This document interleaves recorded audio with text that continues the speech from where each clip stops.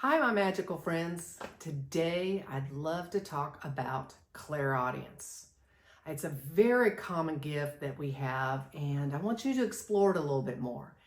If you're not familiar with what clairaudience is, it's just a big old long fancy word for the gift of hearing. When I first started exploring my spirituality, I had someone tell me that you're clairaudient. I was like, no, I'm not. There's no way I'm clairaudient. I just couldn't swallow that. Got off the phone with the person, went about my business about the day, and as I'm taking care of a little bit of housework, I was thinking about our call, and I was like, I agree with this. I like what he said about this, but I'm not clairaudient. All of a sudden, a voice in my head said, yes, you are. And I said, no, I'm not. I have logical explanation. I explain everything. He's right about all these other things, but he's not right about this. Yes, he is. I was like, no. I can explain logically why I am the way I am. Then the voice said, explain this. Then all of a sudden I realized that I'm having a full-on conversation. No, actually I'm arguing with the voice in my head. It was right then that I became open to the idea of possibility of clairaudience. You have to recognize, though, that hearing voices in your head has a little bit of a little cuckoo for Cocoa Puffs connotation. But this voice is a fantastic voice to listen to. There's some things about it that you're going to love. There's some things that it can do for you. So I'm going to go through some of the signs of clairaudience. We're going to talk about how you can grow and develop it, and then also talk about how I use it in my daily life. So one of the first things that I noticed was the ringing. Do you have ringing in your ears that ring intermittently? You might have clairaudience. Now, I'm not talking about the constant ringing that you might have while you have a cold or you're not feeling well or you've been through something. That, you need to go talk to the doctor. Maybe you have tinnitus. But I'm talking about the intermittent ringing or the tones or the pressures in your ear that come and go. Pay attention to those. Pay attention to which ear it is, what it sounds like, what you're doing, thinking, or feeling. Those are going to be very important for you to interpret the sounds coming through. And you can get on the web and you can research what the left ear means versus the right and what high tones and low tones mean. But really what I have found is that we're all different. It's a language unto us. And so you have to decipher it for yourself. For me personally, the left ear means go for it. The right ear means, actually, it's the right ear. So I have to stop and think. This ear, the right ear, means go for it. The left ear means slow your roll a bit. So when I hear the ring, that's always positive. I'm on the right track when it's coming through the right ear. The left ear, it says, stop, rethink what you're doing, think about it again. There's a more optimal path. So for me, that's what the left and right means. For you, it may be totally opposite. For one of my friends, one ear ringing is her ancestors and the other ear ringing is a non-ancestral line. So you have to decipher it for yourself.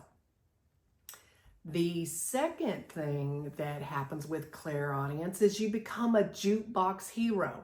And I know you can identify with this. Have you ever had a song on your mind that plays over and over like it's stuck on a loop, like it's in a jukebox just over and over again? That is a sign of clairaudience. Again, what are you thinking, feeling, doing? What I find is that those songs that come to me for the day really play out the theme for the day. Or I find that if I have a problem that I've been thinking about, the song helps me formulate a solution or directs me in the direction of finding a solution. Very cool thing to have. I listen to my songs now when they come in. I look for the meaning with them. So very common, jukebox hero, it's clairaudience. Another thing with our clairaudience is that we tend to read between the lines. If you can read between the lines with what someone's saying, you're hearing what they're not saying is basically what it boils down to. This makes you an excellent lie detector. It also may result in you becoming someone who interrupts a lot. You're already 2 steps ahead, and that impatience, you're wanting to move the conversation along. So interrupting, reading between the lines, human lie detector, those all might be signs of clairaudience. Now let's go to the biggie, the voice you may hear. The voice is an internal voice. Sometimes it sounds like it's sitting right next to you. Have you ever heard someone call your name and then you look around and no one's there? Or someone called your name and you go and you ask the kids or you ask your coworkers, hey, what you need? And turns out nobody was calling you. That is a very common incident of clairaudience. It's an internal voice. Sometimes it can be so loud it sounds like it's right next to you. For me, it's going to sound like my own voice. And so I'm so used to it that sometimes you don't recognize it. Being open to the idea of the internal voice will help you recognize it more. Number one, it comes very quickly. It's not following a train of thought. In my argument with my clairaudient voice, my train of thought was how I'm not clairaudient. They had short, distinct messages that were in opposition to that thought. Another time, I'll get words in when it has nothing to do with the conversation, has nothing to do with what's going on. Then you'll find a connection later. That's clairaudience. You can experience it with more voices than just your internal voice. Sometimes I hear different voices. Sometimes they're male, sometimes they're female. Sometimes they're young, sometimes they're old. Sometimes they're in different languages. Sometimes they are brilliant. Sometimes they're humorous. And sometimes they're just quiet, soft voice in the background. One thing about them is they do come out of nowhere. They're short, direct messages, and it's always loving. There is nothing negative. There is nothing hateful about it. If you're hearing voices that are negative in nature or hateful or disturbing, that is time to seek help. That's when you want to seek help. These voices are very supportive. They are very nurturing, and they're about helping. They're not about disturbing you. These little ringing bells or jukebox hero or reading between the lines or the voices help me on a daily basis. They're great for when I have a reading with a client. For example, the last time I got, for my last reading, I had a client and I was told to tell him a name, which I'm not going to say here, but it was a name of an animal, and I assumed it was a nickname, and it's reserved for women. So I brought it forward, and you should have seen her face. Her face lit up. She opened up. And it turns out that was that was the name of a dude. Which surprised me. It was not a woman's name. It was a man's name, and that kind of surprised me. And then we laughed about it all. But the fact that I came forward with that nickname really opened up that relationship with us to where she was more relaxed, I was more relaxed.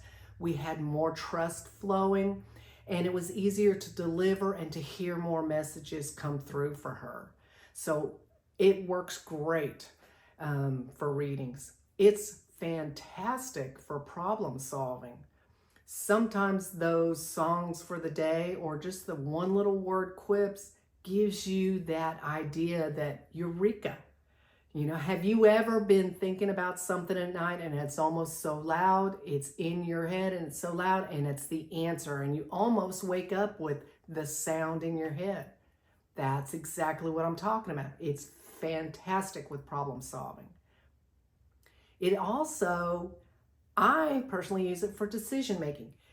Now, it's not the only tool in my decision making process. It is one of the tools that help me. For example, when the ear rings on the right, and I'm talking with somebody, what we're talking about may be a go. And so if I'm having any uneasiness, or if I'm having some thoughts or doubts or worries or stressors pressing down on me that are pushing through when I really want to make it a go, when I hear that ringing, that just kind of helps me a little bit more. That's one more piece of information for my decision-making process.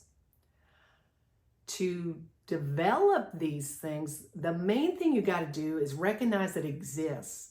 If you recognize it exists and start listening, it's a beautiful gift. It takes time to develop. You've already got it. You just don't know it's there. It's like background noise. It's like noise that you're so used to that you've tuned it down. So just becoming aware of it and giving it time and starting to recognize it will help bring it forward for you. Now, initially, when I became open to the idea of clairaudience, it was like all of a sudden radio silence. It was just silent and I felt a little frustrated. So if you have a little bit of moment like that, don't sweat it. You'll relax, you'll get the guidance, you'll fine tune it. It just takes a little time listening. Another way that I've read that you can develop your clairaudience is by listening to music, picking out a certain instrument, then turning off the music and replaying that instrument through the song in your head. Then going back, picking a different instrument and playing that through. I personally have not tried that. But I hear that it's a great technique to develop. I personally just started listening. The number one rule, though, that I want you to take away from all this as you open up this gift is that, remember, you've got a filter and there's a difference between your voice and a voice of your experiences. For example, one of the words that I got was, "It's time to say goodbye." And I could hear the music from this song, "It's time to say goodbye." Well, immediately I'm like, okay, who's fixing to leave? Who am I saying goodbye to? Am I going to die? Are they going to die? Who's going to say goodbye? And I started getting nervous. I started worrying. But when I took that music and I took those words and I went and located the song and looked at the song in the entirety, I recognized that I have a negative filter. It's something that I had to work on. The song in particular talks about a warrior. A warrior, she goes off to war. She changes, she comes back home. She's ready to be home. She's looking for her friends.